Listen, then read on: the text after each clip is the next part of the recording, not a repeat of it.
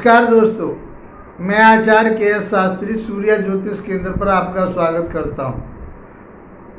मित्रों, आज हमारी जो चर्चा रहने वाली है वो धनु राशि के ऊपर होगी।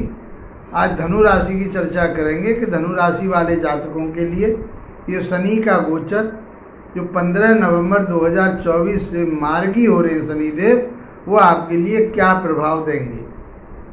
बहुत आसान तरीके से इसको समझेंगे और वीडियो को लास्ट तक देखेंगे तो आपके लिए इसका बेनिफिट मिलेगा।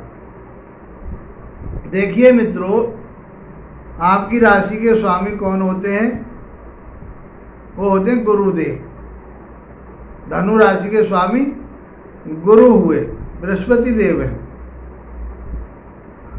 और शनि देव तो आदर करते हैं गुरुदेव का, लेकिन गुरु शनि को अपना मित्र नहीं मानते। और धनु राशि के आधार पर ये कहाँ के स्वामी बनते हैं? दूसरे भाव के और तीसरे भाव के स्वामी बनते हैं। और तीसरे भाव में ये गोचर कर रहे हैं अपनी मूल त्रिकोण राशि में। और ये 15 नवंबर को ये मार्गी हो जाएंगे। अभी ये बकरी चल रहे हैं। हमने आप लोगों के लिए जब ये अस्त हुए थे तब हमने आप लोगों को वीडियो दिया, और उसके बाद में ये बकरी हुए, उसके बारे में बकरी हुए जब उनके बारे में हमने आपके लिए बताया। आपने हमारे वीडियो को बहुत पसंद किया, लाइक शेयर किया आप लोगों ने। उसके लिए आप लोगों के लिए हम धन्यवाद करते हैं। ऐसे ही प्यार आप लोग बनाए रखें तो हम भी आपके लिए प्रयास करते रहेंगे। वीडियो अच्छे लगते हैं आपको तो लाइक शेयर सब्सक्राइब अवश्य किया करें, ताकि आप हमसे जुड़ जाएं और आपके मित्र और आप भी इसका लाभ उठा सकें। कुंडली विश्लेषण के लिए आप यदि संपर्क करना चाहते हैं तो मेरे व्हाट्सएप नंबर पर संपर्क कर सकते हैं। मेरे फेसबुक को भी आप ज्वाइन कर सकते हैं। फेसबुक पर भी हमारी एस्ट्रो के शास्त्री के नाम से ही हमारा चैनल चल रहा है, वहाँ आप देख सकते हैं। हमारे टेलीग्राम ग्रुप से आप जुड़ सकते हैं। यही चैनल है हमारा सूर्य ज्योतिष केंद्र के नाम से, एस्ट्रो के शास्त्री के नाम से आप जुड़ सकते हैं। मित्रों,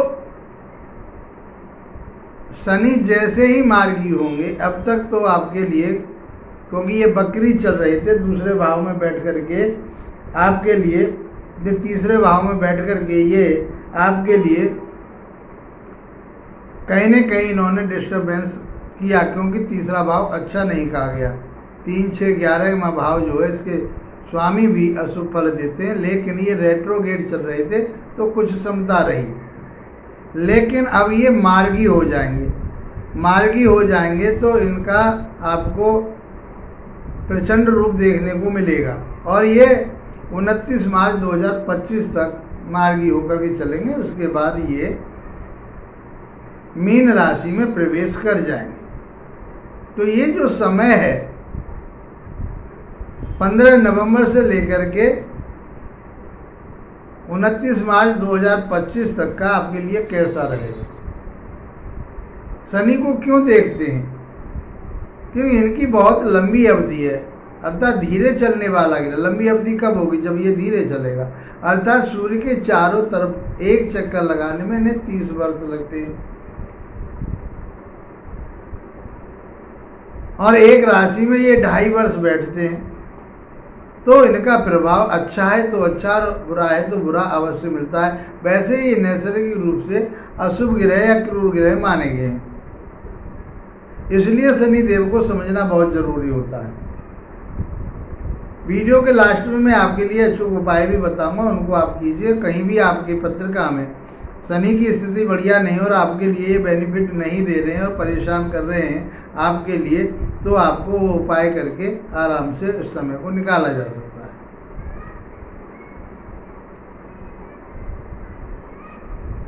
अब क्यों इसको देखा जाता है? क्योंकि ये परिश्रम के कारक कहे, मेहनत के कारक कहे गए, श्रम के कारक कहे गए हैं, न्याय के कारक कहे गए हैं, कर्मदाता इनको कहा गया है, दंडाधिकारी इनको कहा गया है।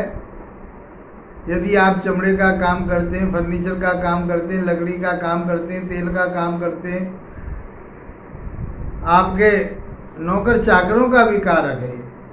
शरीर में ये हमारे नर्वस सिस्टम का कारक है। ये सब चीज़ें शनि से देखने का अर्थ ये है कि ये इन सारी चीज़ों ने आपको कहीं न कहीं कोई न कोई परेशानी आपको देते रहे होंगे। नौकर चाकर का आपके काम नहीं कर पा रहे होंगे, नौकर भाग रहे होंगे आपके, उनके साथ तालमेल आपका नहीं बैठ पा रहा होगा, ईगो प्रॉब्लम आपके सामने आ रही होगी, समाज में स्टेटस में कमी आ रही होगी, संतान के साथ आपका कोई न कोई विवाद बना रहा होगा, पढ़ाई लिखाई यदि आप कर रहे तो उसमें कहीं दिक्कत रही होगी, देरी से मिला होगा वो रिजल्ट आपके लिए, भाग्य ने भी साथ नहीं दिया ढंग से, जो वही चीज़ अब मार्गी होकर के और ज़्यादा प्रबल होंगे, क्योंकि धनु लगन वाले या धनु राशि वाले जातकों के लिए शनि योग कारक नहीं होते। ये कारक ग्रह नहीं है, कारक ग्रह कारण सुफल देने वाले नहीं होते। फिर भी ये सेकंड भाव के स्वामी, सेकंड भाव होता है आपका धन का और कुटुंब परिवार का, वाणी का। तीसरा भाव होता है, तीसरे भाव में चल रहे हैं, तीसरा भाव होता है छोटे भाई बहनों का, छोटी मोटी यात्राओं का, कम्युनिकेशन का, मीडिया का, दूर संचार विभाग का। ये हम सब तीसरे भाव से देखते हैं। हिम्मत, पराक्रम, ताकत, ये सब देखते हैं। तो आपके अंदर वो हिम्मत, पराक्रम, ताकत तो आएगी। आलस को त्यागना पड़ेगा। यदि आलस आ गया, क्योंकि जन्म पत्रिका में यदि शनि की स्थिति बढ़िया नहीं है तो गोचर का शनि उतना काम नहीं कर पाएगा। वो आपके लिए पुश करेगा, लेकिन वहाँ पर आपका शनि बिल्कुल बेकार है। तो आज का जो वर्क है, आज का जो काम है, वो कल पे टालोगे। इसलिए आपको, और मनुष्य का सबसे बड़ा शत्रु जो होता है वो आलस ही होता है।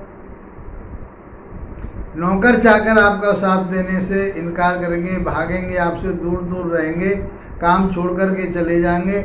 आपकी कोई फैक्ट्री के मालिक हैं, आप किसी संस्था के मालिक हैं, और जो काम आपका वर्करों पर ही चल रहा है और दिक्कतें आने वाली है।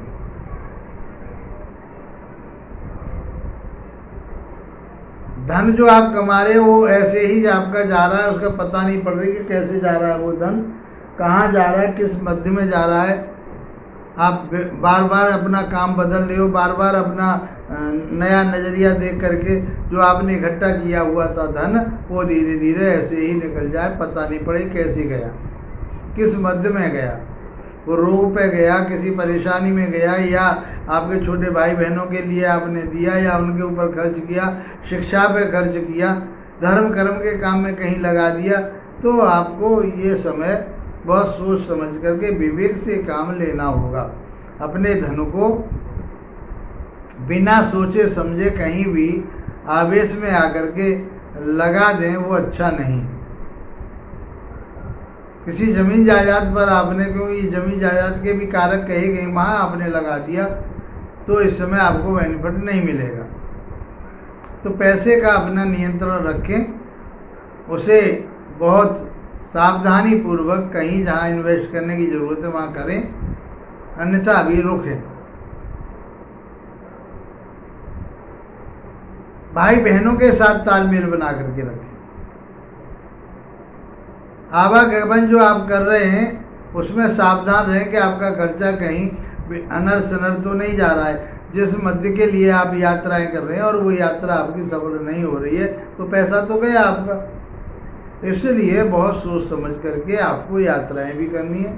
भाई, अपने छोटे भाई बहनों से आपको संबंध अच्छे बना करके रखने।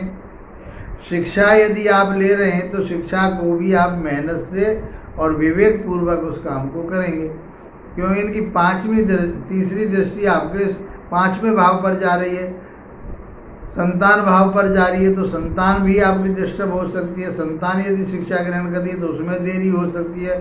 आप स्वयं कोई शिक्षा ग्रहण कर रहे हैं, टेक्निकल कोई लाइन में है, आप बिल्डर मटेरियल का काम कर रहे हैं, आप बिल्डिंग मटेरियल का काम है, कुछ भी आपका ऐसा काम है जो शनि से रिलेटेड है, वो कहीं ना कहीं आपको डिस्टर्ब कर देगा।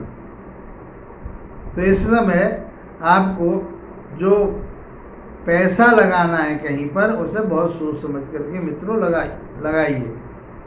उसके बारे में सोचिए कि ये मैं पैसा लगा रहा हूँ, इसके वापसी होगी या नहीं होगी। आप जुआ सट्टे और या कि शेयर मार्केट में लगा रहे हैं तो बहुत सोच समझ के किसी एक्सपर्ट का सलाह लेकर के कहीं पैसा लगाएं।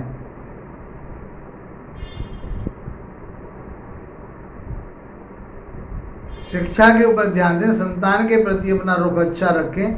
लव रिलेशनों में भी आपके में दिक्कत आ सकती है। जो आपके लव रिलेशन बने हुए हैं कहीं, तो उसमें दिक्कत आ सकती है। तो आपको आर्गूमेंट बहुत सावधानी से अपनी वाणी का प्रयोग करना है। वाणी आपको ऐसी रखनी है जो ताकि दूसरों को बुरी ना लगे। सातवीं दृष्टि जो जाएगी वो नवम भाव पर, धर्म कर्म के भाव पर, वेद वेदांतों के भाव पर जाएगी। तो जो धर्म कर्म उच्च शिक्षा पर जाएगी।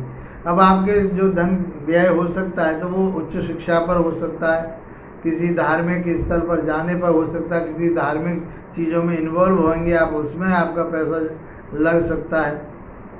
तो इन चीज़ों का आपको ध्यान रखना है।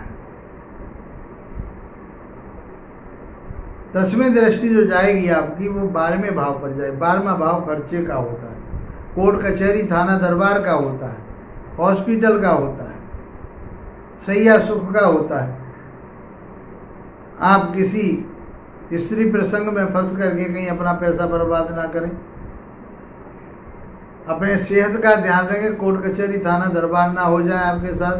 तो आप अपनी शत्रुता को, अपने उन चीज़ों को जो शत्रु हैं आपके, उनसे बच करके रहें। किसी से कोई विवाद ना पाले। कोई रोग हो गया तुरंत डॉक्टर के पास जाए। ये सब चीज़ों का आपको ध्यान रखना पड़ेगा। इस प्रकार से शनि का गोचर आपके लिए ये प्रभाव देने वाला है। यदि आपकी जन्म पत्रिका में शनि की स्थिति अच्छी है तो कोई परेशानी नहीं। यदि उसकी स्थिति और खराब है तो आपके लिए दिक्कत हो सकती है। तो क्या करें उपाय? तो शनि देव के लिए आप शनिवार के दिन शनि मंदिर में जाकर के पीपल के वृक्ष के नीचे तिल का या सरसों का तेल का दीपक जलाएं और शनि देव पर आवरण करें। बुजुर्ग लोगों की सेवा करें, जो असहाय लोग हैं उनकी सेवा करें, जो लेबर क्लास के लोग हैं उनकी आप सेवा करें। तो इस समय आपका बहुत अच्छा बीतने वाला हो। उनकी सहायता करें। जो लोग आपसे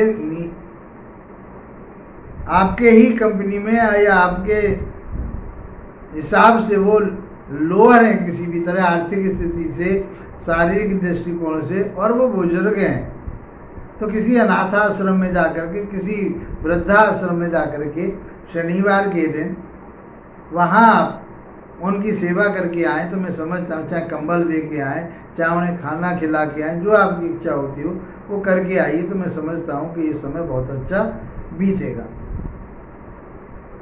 मित्रों, इसी के साथ आप लोगों का धन्यवाद। नमस्कार।